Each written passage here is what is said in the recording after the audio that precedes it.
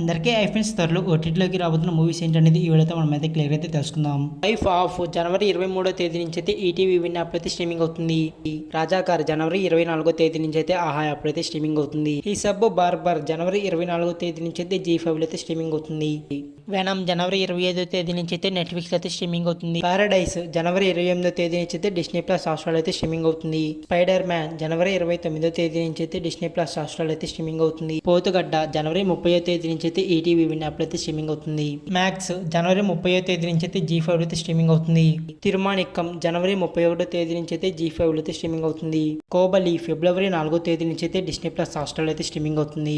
Richard season 3 ఫిబ్రవరి 20వ తేదీ నుంచి అయితే అమెజాన్ ప్రైమ్ వీడియో అయితే స్ట్రీమింగ్ అవుతుంది. సుజల్ సీజన్ 2 ఫిబ్రవరి 21వ తేదీ నుంచి అయితే అమెజాన్ ప్రైమ్ వీడియో అయితే స్ట్రీమింగ్ అవుతుంది. డేర్ డెవిల్ మార్చి 4వ తేదీ నుంచి అయితే డిస్నీ ప్లస్ హాట్‌స్టార్ అయితే స్ట్రీమింగ్ అవుతుంది. ది ఎలక్ట్రిక్ స్టేట్ మార్చి 14వ తేదీ నుంచి అయితే నెట్ఫ్లిక్స్ లో అయితే స్ట్రీమింగ్ అవుతుంది. బరోజ్ త్వరలోనే డిస్నీ ప్లస్ హాట్‌స్టార్ అయితే స్ట్రీమింగ్ అవుతుందని అయితే అనౌన్స్ చేశారు.